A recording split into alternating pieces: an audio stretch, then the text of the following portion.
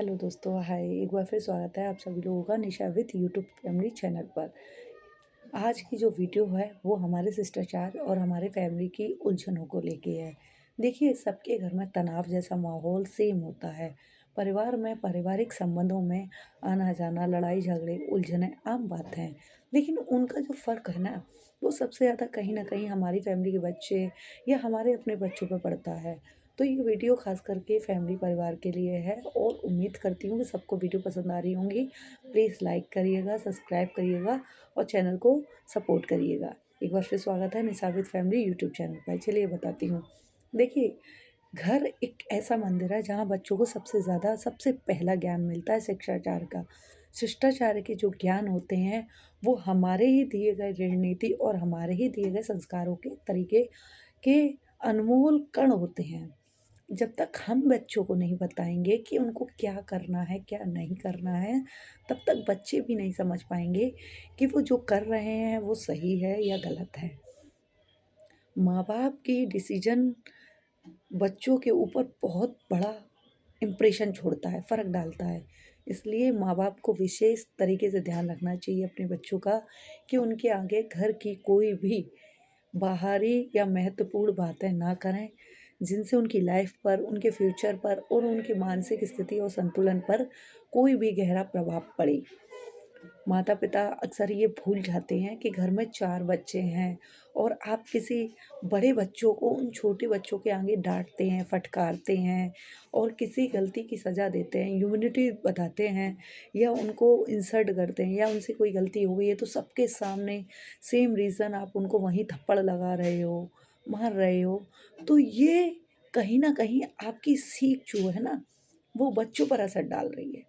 आज तो वो नहीं समझ पाएँगे, लेकिन कल जब आपका आपसे सबसे बड़ा बच्चा, बेटी हो या बेटा, जब 4 लोगों में खड़ा होता है ना और जब जिस बच्चे के सामने आपने उसको मारा, फटकारा है, ठीक है? जब वही उसकी इंसल्ट करेगा ना 4 लोगों में, वही उसको इमेज तरह नहीं रखेगा, जब वही उसकी इज़्ज़त नहीं करेगा, वही उसकी बेइज़्ज़ती करेगा, तब आपको इस चीज़ का एहसास होगा कि आपने जो शिक्षा दी, जो ज्ञान दिया, वो गलत था। इसलिए आपको विशेष ध्यान रखना चाहिए, जब आपके घर में हम उम्र बच्चे होते हैं और 1 2 साल का, 3 साल का, किसी में 4 साल का फ़र्क होता है या फ़ासले होते हैं या उम्र में छोट-बढ़ाई होती है, तो आपको ध्यान रखना चाहिए विशेष तौर पे कि बच्चों के सामने ऐसी कोई भी हरकत ना करें, जिससे बच्चों के माइंड और उनके फ्यूचर और उनकी शिक्षा पर असर पड़े। पहले तो आपको बच्चों को विशेष ध्यान रखें कि उनकी शिक्षा जो होती है, सबसे ज़्यादा उनकी पढ़ाई पर फ़ोकस होना चाहिए। उनका टाइम टू टाइम शेड्यूल होना चाहिए। उनको जो नॉलेज आपको होनी चाहिए, वही आप बच्चों को दें। टाइम से ब्रेकफ़ास्ट कराएँ, टाइम से रेडी कराएँ, टाइम से उठें बच्चे, उन्हें नहाने-धोने की प्रेरणा दें। कभी उन्हें आलस्य में नहीं रखना चाहिए और ये सब जो नियम होते हैं ना, ये थोड़े कड़े होते हैं, थोड़े कठिन होते हैं, लेकिन सार्वभौमिक और बच्चों के फ्यूचर और अपने बुढ़ापे को सँभालने की जो रणनीति होती है ना, जो सीढ़ियाँ होती हैं, वो यहीं से प्रभाव होती हैं। जब तक आप बच्चों को नहीं समझाओगे, बच्चे समझेंगे भी नहीं। बच्चे माहौल को तब एक्सेप्ट करते हैं, जब घर के माहौल में ही शिक्षा का ज्ञान ना हो, घर के माहौल में ही शिक्षा का वातावरण ना हो। आपने 4 छोटे बच्चों के सामने एक बड़े बच्चे पर हाथ उठाया, इसका जो नतीजा, जो परिणाम आएँगे, वो आपकी पूरी लाइफ़ को हिला के रख देंगे।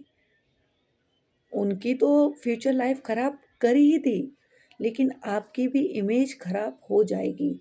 आपके बच्चों के रिश्ते ख़राब हो जाएँगे, आपकी परवरिश, आपकी मेहनत, आपका पैसा सब बर्बाद और बेकार हो जाता है।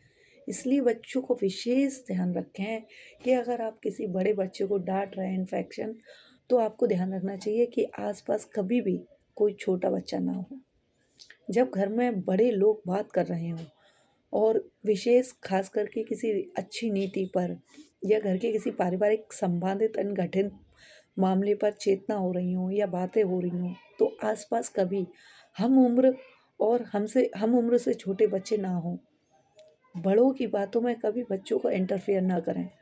उन्हें जितना ज़्यादा हो फ़ोकस कराएँ पढ़ाई पर। वो जितना ज़्यादा हो अपनी पढ़ाई पर फ़ोकस करें, अपने एग्ज़ाम पर फोकस करें, अपने आने वाली फ्यूचर पर फोकस करें। उनको आप निश्चित बोलिए कि आप अपने कमरे में जाइए। अगर कमरा नहीं है तो आपके पास कोई भी रूम है, कोई बरामदा है, आप उनको बोलिए कि आप वहाँ बैठिए, आप पढ़ाई करिए। या आप अच्छी फैमिली से बिलॉन्ग करते हैं, आपके पास बच्चों के अलग-अलग रूम्स हैं, तो आप उनको बोल सकते हो कि आप अपने कमरे में जाओ। देखिए, निर्णय आपसे शुरू होते हैं। माता-पिता सबसे बड़े अध्यापक होते हैं। वातावरण, लोग कहते हैं, जैसा माहौल बच्चे वैसी सीख, जैसा माहौल वैसे बच्चे होंगे। माहौल का फ़र्क नहीं पड़ता है, आपकी सभ्यता का फ़र्क पड़ता है।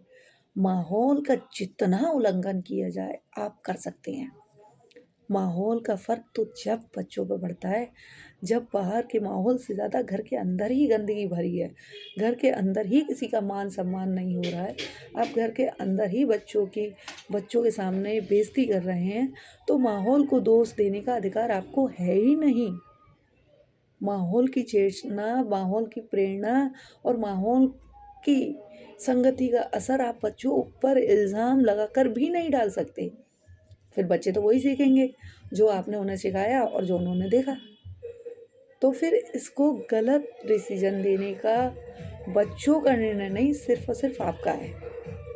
आपको विशेष तौर पर अपने आसपास के माहौल का ध्यान रखना है, लेकिन उससे भी ज़्यादा जो विशेष तौर पे ध्यान रखने वाली बातें होती हैं, योग्य बातें होती हैं, वो होती हैं पारिवारिक संबंधिता, पारिवारिक शिक्षा, मान और सम्मान। बच्चों को हमेशा बताएँ, आपके आपसी मनमुटाव छोटे-बड़ों में चाहे जितने भी हों, पर बच्चों को कभी ये ना सिखाएँ कि इससे बेइज़्ज़ती से बोलो, उसको जवाब देना, आपसे जिसने जैसा बोला आप उसको वैसा जवाब दो, नहीं।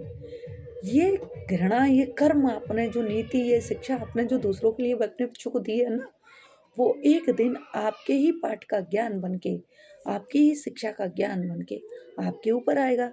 तो फिर आप संगति का सर पर इल्ज़ाम क्यों लगा सकते हैं? लगा सकते हैं? नहीं।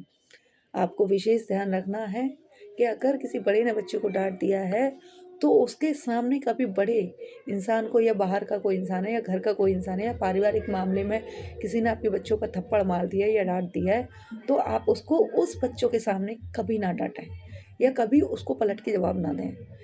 इससे आपकी इमेज तो गिरती है, पर जो सबसे बड़ा इम्प्रेशन, जो सबसे बड़ा जो सबसे बड़ी गिल्टी और जो सबसे बड़ा बेइज़्ज़ती का सामना और जो सबसे बड़ी गलत शिक्षा मिलती है, वो आपके बच्चों को मिलती है। सम्मानहित बातें और सम्मानहित योग्य वो शिक्षा को त्याग देते हैं।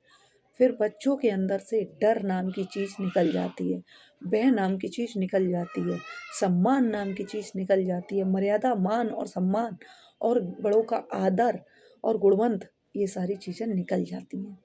इसलिए आपको विशेष ध्यान रखना है कि बच्चों को उचित शिक्षा दें, उचित सम्मान सिखाएँ, उचित ज्ञान दें, लेकिन कभी भी उनको ऐसी शिक्षा और ऐसा ज्ञान ना दें, जो आपकी कर्मयोग में, आपकी ज़िंदगी में, आपकी ही परवरिश में लौट के आपकी बेइज़्ज़ती के तले, आपकी शिक्षा के योग्य आके खड़ा हो जाए। फिर बच्चे जो सिखाया आपने दूसरों के लिए ना, वो आप पे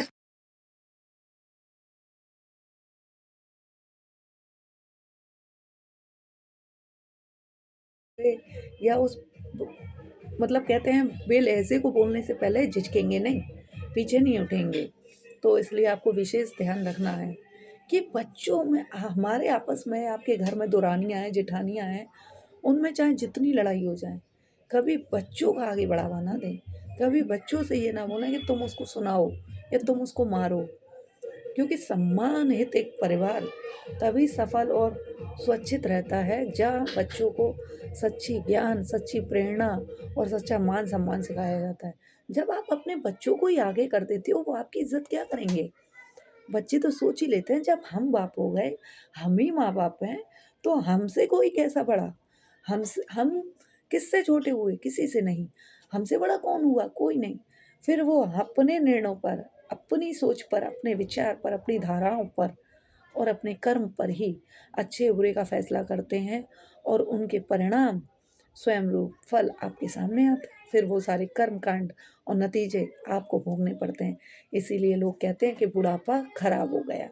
लेकिन बुढ़ापा तो तब खराब हुआ ना, जब आपने बचपन से लेके जवानी तक उनकी गलतियों का, उनकी गंदगी में और उनके गलत निर्णय गलत शिक्षा और गलत ज्ञान को एक्सेप्ट किया। उनको